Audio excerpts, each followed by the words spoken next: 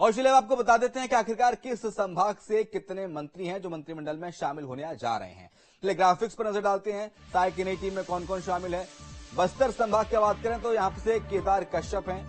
बात करें दुर्ग संभाग की तो दुर्ग संभाग से दयालदास बघेल हैं, कद्दावर नेता भारतीय जनता पार्टी के। तो वहीं बिलासपुर संभाग से दो चेहरे हैं, लखनलाल देवांगन और ओपी चौधरी, जो कि हाल ही में ब्यूरोक्रेसी छोड़ के आए हैं। इसके अलावा रायपुर संभाग से दो बड़े चेहरे, टंकराम वर्मा और ब्रजमोहन अग्रवाल, काफी कद्दावर नेता भारतीय जनता पार्टी के पूर्व मंत्री भी रह चुके हैं।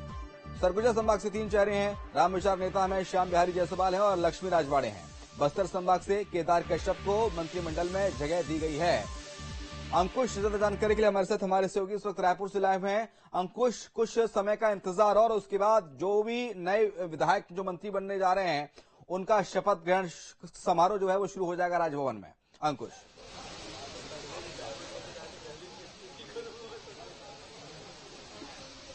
जी हाँ, बिल्कुल। और राजभवन में तमाम तैयारियां मुकम्मल कर ली गई हैं। और अगर हम बात करें छत्तीसगढ़ के नए मंत्रिमंडल का, तो नए मंत्रिमंडल में नौ विधायक जो हैं वो मंत्री पद की शपथ लेने जा रहे हैं। और मैं इस वक्त राजभवन में ही मौजूद हूँ। राजभवन की कुछ तस्वीरें दिखा देता हूँ कि ये दरबार हाल है और दरबार हाल में तमाम तैयारियां मुकम्मल कर ली गई हैं। यहाँ पर राज्यपाल महोदय के बैठने से लेकर, मुख्यमंत्री के बैठने से लेकर और मंत्रियों के बैठने की तमाम व्यवस्थाएं जो हैं वो कर ली गई हैं। और उसके ठीक बाहर की अगर तस्वीरों की बात करें तो जो कैबिनेट मंत्री की शपथ लेने वाले हैं उनका आना जो है वो भी यहाँ पर शुरू हो गया है। कई गेस्ट जो है यहाँ पर आते हुए दिखाई दे रहे हैं। और इस वक्त तस्वीरों में आपको दिखेंगे दयालदास बघेल जी। कुछ ही देर बाद जो है मंत्री पद की शपथ ग्रहण होने जा रहा है। कैसा पल है आपके लिए? जी, खुशी का पल है। वैसे तो मैं पूर्व में भी ये जो पद है रह चुका हूँ, 2 बार रहा हूँ। 3 से 18 तक के विधायक और मंत्री पद का दायित्व था मेरे पास और सेवा करना है। जी अच्छा बघेल जी, मेरा सवाल यह है कि नवागढ़ विधानसभा से आप आते हैं, वहाँ के मंत्री, कद्दावर मंत्री रहे कांग्रेस पार्टी के गुरु रुद्र कुमार, वो नवागढ़ पहुंचे थे चुनाव लड़ने, तो उनका जगह स्थान बदलने का फायदा आपको मिला है? ऐसा नहीं है, चाहे वहाँ कोई भी आ जाता। अपन 15 साल तक की सेवा की है। 18 में सिर्फ गड़बड़ाए हैं, 3 से लगातार 18 तक के वहाँ के नेतृत्व किया हूँ। और एक एक कार्यकर्ता मेरे से जुड़ा हुआ, क्योंकि हम जमीनी स्तर के कार्यकर्ता हैं। और जो क्षेत्र में विकास हुआ है वो सब हमारे कार्यकाल का है। ये 5 साल में 1 रुपए का काम नहीं हुआ और न विधायक कहीं का दौरा किया। जो कांग्रेस का विधायक था उसका लाभ हमको मिला। अच्छा, आप विधायक बने, विधायक बनने के बाद अब मुख्यमंत्री विष्णुदेव साय ने आपका नाम तय किया है, आप कैबिनेट मंत्री का शपथ लेने जा रहे हैं। क्या क्या प्राथमिकताएं रहेंगी क्षेत्र के लिए और पूरे प्रदेश के लिए? पूरे प्रदेश के लिए सबसे पहले तो हमारा प्राथमिकता है मोदी जी का गारंटी। ये तो पूरा हो ही रहा है। 3100 रुपए क्विंटल धान, 21 क्विंटल धान 3100 रुपए में जो खरीदना है, तत्काल भुगतान वाला है। हमारी बहनों के लिए जो 1000 प्रति महीना देने का है। और तीसरा हम लोगों का 18 लाख गरीब परिवार के लिए जो प्रधानमंत्री आवास है, ये सब हमारे प्राथमिकता में है और इसको बहुत जल्द उसको पूरा कर रहे हैं। मेरा सवाल ये भी है कि इस तरीके से इस बार जो मंत्रिमंडल में नाम तय किए गए हैं, नए भी नाम शामिल हैं, पुराने भी नाम शामिल हैं, हर अलग अलग क्षेत्र से नाम लेने की कोशिश की गई, तो लोकसभा की पूरी तैयारी है? क्या है, सब मिलजुल करके काम करेंगे। रह गया सवाल, हमारे लोकसभा चुनाव सामने है। हम सब मिलजुल करके 11 की 11 लोकसभा सीट भारतीय जनता पार्टी की झोली में डालेंगे और हमारा प्रधानमंत्री सम्माननीय मोदी जी को तीसरा बार प्रधानमंत्री पद मिले, इसके लिए सब काम करेंगे। ये दयालदास बघेल जी हैं और कुछ ही देर बाद ये कैबिनेट मंत्री की शपथ लेने जा रहे हैं और उसको लेकर वो राजभवन जो है पहले से ही पहुंच चुके हैं। और तमाम तैयारियां, हम और तैयारियां दिखाने की कोशिश करेंगे।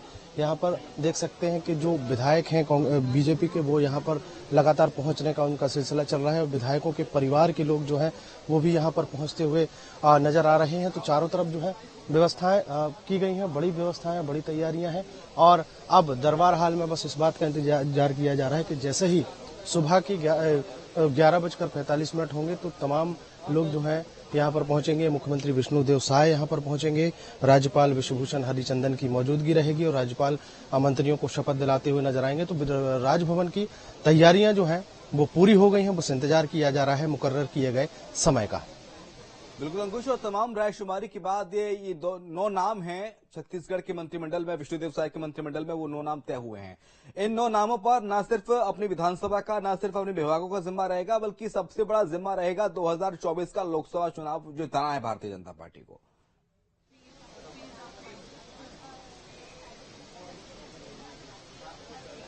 देखिए, बिल्कुल निश्चित तौर पर जिस तरीके से छत्तीसगढ़ में मुख्यमंत्री का नाम तय किया गया है, मुख्यमंत्री के नाम तय करने के साथ साथ अब मंत्रिमंडल में जो 9 नाम शामिल किए गए हैं उसमें तमाम जातिगत समीकरण को साधने की कोशिश की गई है और SC, ST, OBC सभी वर्गों को इसमें शामिल किया गया है। तो ये एक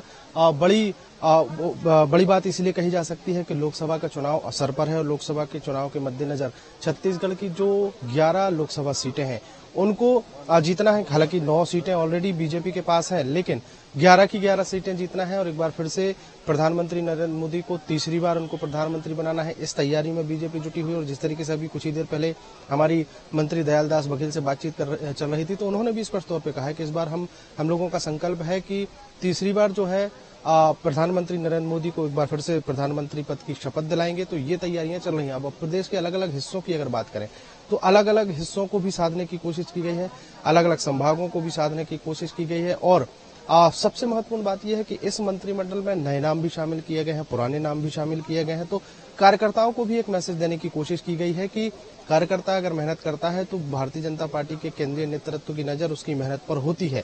मतलब अगर आप पार्टी के लिए सब कुछ कर रहे हैं तो पार्टी भी आपके बारे में सोचेगी।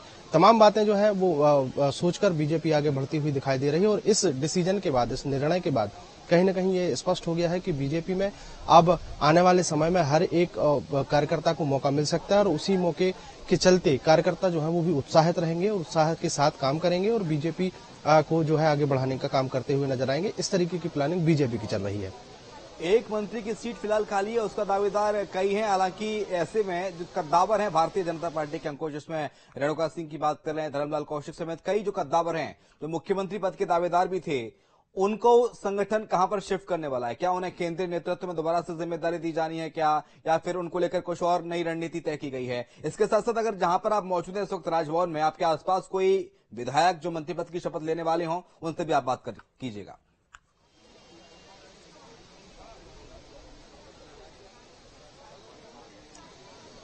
देखिए, बिल्कुल जिस तरीके से आपका सवाल है कि 10वां पद जो है वो अभी भी खाली है, उस पर अभी मंथन चल रहा है। मंथन इसलिए चल रहा है कि लोकसभा चुनाव है, लोकसभा चुनाव के लिहाज से कौन से व्यक्ति को मंत्री पद का पद देकर वहां उस जगह पर फिट बैठाया जाए ताकि उसका सीधा लाभ लोकसभा में लिया जा सके।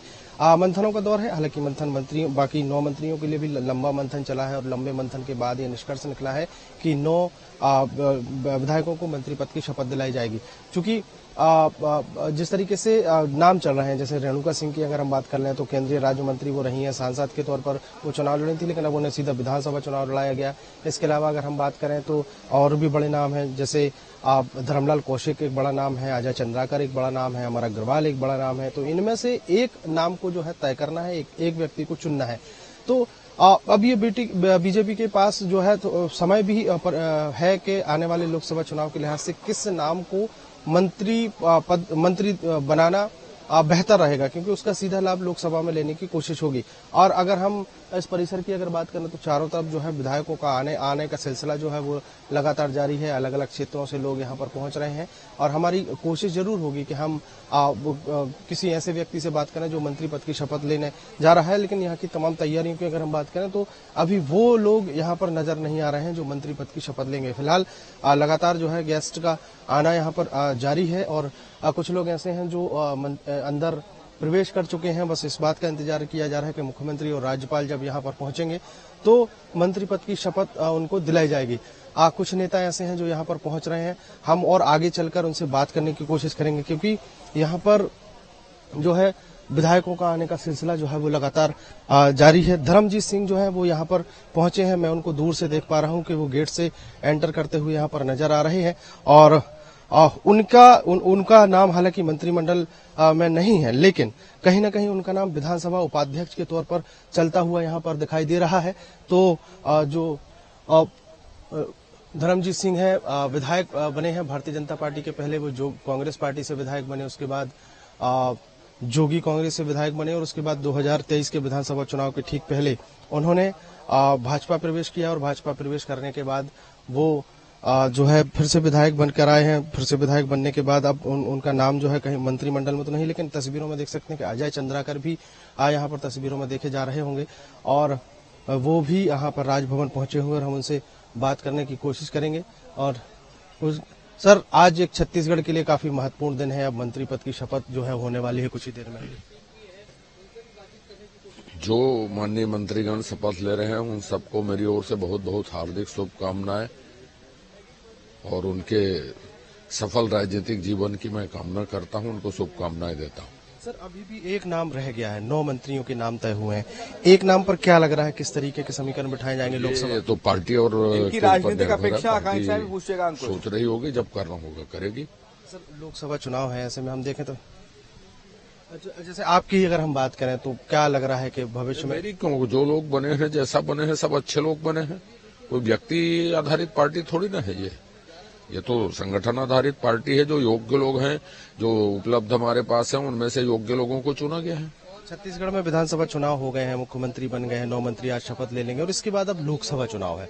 लोकसभा चुनाव के लिहाज से कैसे देखते हैं पूरा मंत्रिमंडल का गठन, क्षेत्रवार सभी को साधने की? जो लोग बने हैं, हमारे बीच के सर्वश्रेष्ठ लोग हैं, उसमें कोई प्रश्न चिन्ह नहीं है और सब मिलकर अच्छा काम करेंगे, अच्छा परिणाम देंगे। उनके लिए शुभकामनाएं। बहुत शुक्रिया हमसे बात करने के लिए। तो अजय चंद्राकर जो है वो पूर्व मंत्री रहे हैं, हालांकि इस बार उनकी मंत्रिमंडल में उनको जगह अभी तक तो नहीं मिली है। क्या 10वां नाम अजय चंद्राकर हो सकते हैं, इस बात को लेकर अभी भी जो है इंतजार किया जा रहा है। हालांकि अजय चंद्राकर जी ने एक बहुत महत्वपूर्ण बात कही है कि ये व्यक्तिगत आधारित पार्टी नहीं है। ये जो पार्टी है ये पार्टी के निर्णय से चलती है और सबको मिलाकर चलने वाली पार्टी है और उसमें जो भी निर्णय होते हैं सबको स्वीकार होते हैं। हालांकि लोकसभा चुनाव के लिए लोकसभा चुनाव का जब सवाल उनसे किया गया तो उन्होंने स्पष्ट तौर पे कहा है कि बिल्कुल पार्टी जो निर्णय लेगी, पार्टी जैसा आदेश करेगी, जहां हमें काम करने का मौका देगी वहां जाएंगे। फिलहाल उन्होंने शुभकामनाएं दी हैं, बधाई दी हैं और जो मुख्यमंत्री ने जो डिसीजन लिया है कि उनके मंत्रिमंडल में कौन कौन शामिल होगा वो उनको लेकर भी शुभकामनाएं जो है देते हुए नजर आए हैं। और भी तस्वीरें मैं दिखाने की कोशिश करूंगा कि यहाँ पर जो विधायकों का आने का सिलसिला जो है वो लगातार जारी है। केदार कश्यप मुझे दिखाई दे रहे हैं जो मंत्रिमंडल की शपथ लेते हुए नजर आएंगे और केदार कश्यप जो है यहाँ से प्रवेश करते हुए दिखाई दे रहे हैं। पूर्व नेता प्रतिपक्ष नारायण चंदेल जो है वो भी यहाँ पर पहुंच रहे हैं। तो हमारी कोशिश होगी कि हम केदार कश्यप से बातचीत कर सकें और केदार कश्यप को जो है यहाँ पर लोग शुभकामनाएं दे रहे हैं, बधाइयां दे रहे हैं और केदार कश्यप जो है वो कुछ ही देर बाद अपने मंत्री पद की शपथ लेंगे और अपने पूरे परिवार के साथ यहाँ पर पहुंचे हुए। सर, सबसे पहले तो बहुत बहुत बधाई, शुभकामनाएं। बहुत बहुत धन्यवाद। और हम अपने राष्ट्रीय नेतृत्व और प्रदेश नेतृत्व का और हमारे माननीय मुख्यमंत्री जी का आभार व्यक्त करते हैं जो ये अवसर प्रदान किया है और हम उनके मंशा के अनुरूप काम करें और माननीय मोदी जी की गारंटी को जन जन तक पहुंचाने का काम करें, ये हमारी कामना है। सबसे महत्वपूर्ण बात यह है कि अब आज मंत्रिमंडल शपथ होने जा रहा है। आप संगठन में भी काफी सक्रिय रहे हैं जब तक भारतीय जनता पार्टी छत्तीसगढ़ में विपक्ष में थी। पोर्टफोलियो को लेकर कोई चर्चा हो पाई? देखिए, पोर्टफोलियो माननीय मुख्यमंत्री जी का विशेषाधिकार होता है। माननीय मुख्यमंत्री जी अपने कार्य के आधार पर वो तय करेंगे कि किसको क्या पोर्टफोलियो दिया जाए। हर क्षेत्र को साधने की कोशिश की गई है, जातिगत समीकरण जो है वो भी बिठाए गए हैं। लोकसभा की पूरी प्लानिंग है। लोकसभा को लेकर 11 की 11 सीटें कैसे ला पाएंगे? 11 की 11 सीटें भारतीय जनता पार्टी विजयी होगी और निश्चित तौर पे जिस तरीके से पूरे प्रदेश में वातावरण है और माननीय हमारे नवनियुक्त प्रदेश अध्यक्ष जिसमें जो ऊर्जावान है और उनके जोश से और हमारे पूरे छत्तीसगढ़ में भारतीय जनता पार्टी के प्रत्याशी विजय। प्रदेश अध्यक्ष से जुड़ा हुआ एक सवाल यह है, सरगुजा से मुख्यमंत्री बना दिए गए, बस्तर से प्रदेश अध्यक्ष बना दिए गए, तो दोनों बड़े संभाग जो है बस्तर या सरगुजा कभी भी भारतीय जनता पार्टी के लिए उपेक्षित नहीं रहे। कांग्रेस ने उपेक्षित किया, भारतीय जनता पार्टी ने हमेशा सहयोग किया और समय से के साथ में लेकर चला। आज भी उनको लेकर चल रही है। निश्चित तौर से इससे हमारी शक्ति बढ़ेगी।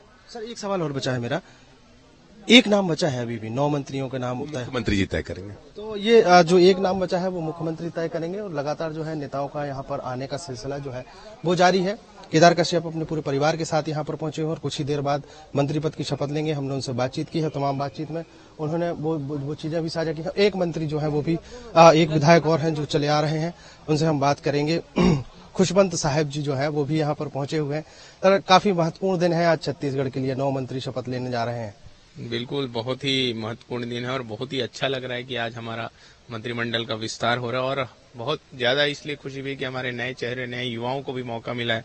ये हम सबके लिए बहुत खुशी की बात है। अब छत्तीसगढ़ उन्नति और विकास करेगा माननीय मुख्यमंत्री जी के नेतृत्व में। 9 नाम तय हुए हैं, 10वां नाम बाकी है। अपने आप को देखते हैं क्या उस मंत्रिमंडल में? देखिए, मंत्रिमंडल में भारतीय जनता पार्टी के जो शीर्ष सदस्य जिसको भी बनाए, हम सब लोग का एक ही उद्देश्य है, छत्तीसगढ़ की उन्नति और विकास के लिए कार्य करना। मेरा एक सवाल ये है कि भारतीय जनता पार्टी में मुख्यमंत्री सरगुजा संभाग से बनाए गए हैं, प्रदेश अध्यक्ष भी कल बने हैं नए, वो बस्तर संभाग से आते हैं। बैलेंस जो है सब पूरे प्रदेश को कर लिया गया है। ऐसे में लोकसभा के लिए आप लोगों की क्या रणनीति रहेगी? देखिए, हमारा पूरे प्रदेश में बैलेंस भी है और बहुत अच्छे से है और हमारे लोकसभा की पूरी तैयारी बहुत अच्छे से है और हम पूरी 11 की 11 सीटें इस बार जीतेंगे। बहुत शुक्रिया हमसे बात करने के लिए। तो ये गुरु खुशवंत साहब हैं जो आरंग विधानसभा से चुनाव लड़े थे और कांग्रेस सरकार में कद्दावर मंत्री रहे। शिव कुमार डहरिया जो नगरीय प्रशासन मंत्री थे और भी कई विभाग उनके पास थे, उनको हराने के बाद ये विधानसभा पहुंचे हैं और अब भारतीय जनता पार्टी में, हालांकि उन्होंने स्पष्ट तौर पे कहा है कि इस मंत्रिमंडल में उनकी क्या भूमिका होगी ये मुख्यमंत्री तय करेंगे, लेकिन भारतीय जनता पार्टी के साथ वो काम करते हुए 11 की 11 लोकसभा सीटें जो है वो जीतेंगे।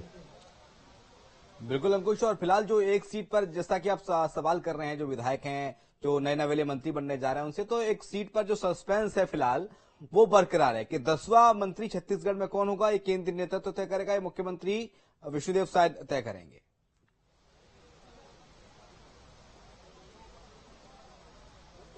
देखिए, 10वां मंत्री कौन होगा इसको लेकर कहा जा सकता है कि भारतीय जनता पार्टी चौंकाने वाले डिसीजन लेने वाली पार्टी है।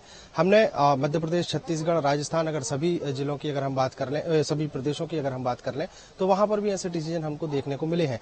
अब बात आती है छत्तीसगढ़ में 9 मंत्री के नाम जो है जाहिर कर दिए गए हैं। 1 मुख्यमंत्री, 2 डिप्टी सीएम और 9 मंत्री जो है वो तय हो गए, लेकिन 10वां नाम कौन होगा ये इसके लिए काफी लंबा इंतजार भी करना पड़ सकता है। और ऐसा भी हो सकता है कि आज मुख्यमंत्री देर शाम जब दिल्ली रवाना होंगे, दिल्ली पहुंचेंगे, तो वो केंद्रीय नेतृत्व के साथ उनकी बातचीत होगी। कल राष्ट्रीय कार्य समिति की बैठक है, उसमें भी वो शामिल हो सकते हैं। तो ऐसा माना जा रहा है कि जब राष्ट्रीय अध्यक्ष जयप्रकाश नड्डा या केंद्रीय गृह मंत्री अमित शाह और प्रधानमंत्री नरेंद्र मोदी से जब उनकी बातचीत होगी, मुलाकात होगी, तो 10वें नाम पर भी मुहर लग सकती है। हो सकता है 2 से 3 दिन बाद या 2 दिन बाद ही कोई नाम जो है वो तय कर लिया जाए। राजेश अग्रवाल जी यहाँ पर पहुंचे हुए हैं अंबिकापुर से चुनाव जीतकर।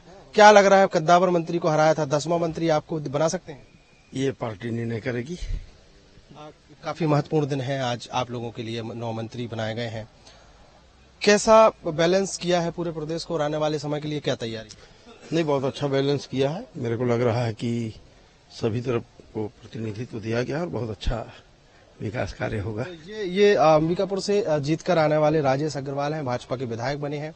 छत्तीसगढ़ के डिप्टी सीएम रहे टीएस सिंहदेव को हराने के बाद ये विधानसभा पहुंचे हैं, तो उनके चेहरे की मुस्कुराहट जो है वो अलग ही दिखती है, बताती है। और भी लोगों का यहाँ पर आने का सिलसिला जो है वो लगातार चल रहा है और लगातार जो है यहाँ पर पहुंच रहे हैं। अगर हम बात करें तो भाजपा के विधायक जो है वो भी यहाँ पर पहुंचते हुए नजर आ रहे हैं। और ये इनमें कुछ चेहरे ऐसे भी हैं जो मंत्री हो सकते थे, लेकिन बीजेपी की तरफ से ऐसा कोई अभी डिसीजन जो है वो लिया नहीं गया है। हालांकि ये मुख्यमंत्री का विशेष अधिकार है। और अगर हम बात करें तो ये तस्वीरों में देखा जा सकता है कि किस तरीके से यहाँ पर लोग बड़ी हंसी खुशी से यहाँ पर पहुंचे। खुशी का दिन भी है बीजेपी के लिए और काफी महत्वपूर्ण ये हो जाता है। आज हम बात करने की कोशिश करें, काफी महत्वपूर्ण दिन है आज आप सबके लिए। देखिए, हम सबके लिए बहुत ही महत्वपूर्ण दिन तो है ही, और साथ में हमारे मतलब अभी मंत्रिमंडल का जो विस्तार हो रहा है और जो 9 सदस्य हमारे मंत्रिमंडल में शपथ लेंगे, वो हमारे लिए बहुत ही महत्वपूर्ण रहेगा। छत्तीसगढ़ वासियों के लिए यही छत्तीसगढ़ के भविष्य हैं। अभी एक नाम अभी रह गया है, आप अपने आप को देखते हैं कहीं? नहीं, ऐसा कुछ नहीं है। पार्टी का जो जैसा आदेश रहता है हम लोग वैसे ही करने वाले लोग हैं, और पार्टी का जो आदेश रहेगा उसको करते जाएंगे हम लोग। बहुत शुक्रिया हमसे बात करने के। तो ये जो है छत्तीसगढ़ में जो मंत्रिमंडल विस्तार हुआ है उसको लेकर जो तमाम विधायक पहुंच रहे हैं, सांसद रही हैं, सांसद रहने के बाद उनको विधानसभा का चुनाव लड़ाया गया, विधानसभा चुनाव जीतकर वो आई हैं। हालांकि उनके अनुभव के आधार पर उम्मीद उनको थी कि कहीं न कहीं महिला एवं बाल विकास मंत्रालय जो है उनको दिया जा सकता है, लेकिन लक्ष्मी राजवाड़े जो पहली बार की विधायक बनी है, पहली बार की विधायक बनने के बाद उनको मंत्री बनाया गया है। कुछ ही देर बाद लक्ष्मी राजवाड़े जो है शपथ लेंगी।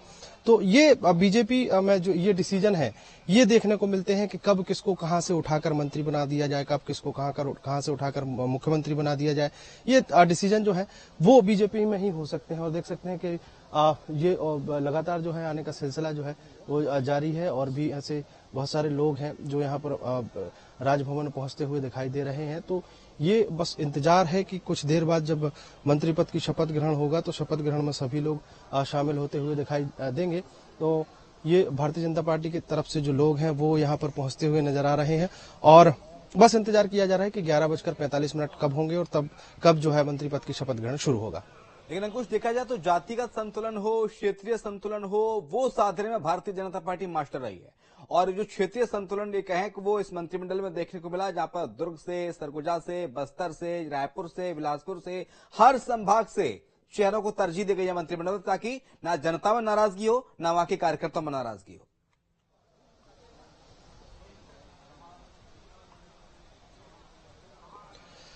जी हाँ, बिल्कुल। और अगर हम जातिगत समीकरण की अगर बात करें तो SC, ST, OBC सभी वर्गों को साधने की कोशिश की गई है और सभी वर्गों से मंत्री बनाए गए हैं। अगर हम बात करें तो आदिवासी मुख्यमंत्री के तौर पर विष्णुदेव साय खुद सरगुजा संभाग से आते हैं और अगर हम बात करें तो बस्तर संभाग से जैसे केदार कश्यप का नाम हमने बताया तो केदार कश्यप भी आदिवासी वर्ग से आते हैं। तो बस्तर और सरगुजा को उन्होंने बैलेंस कर लिया है।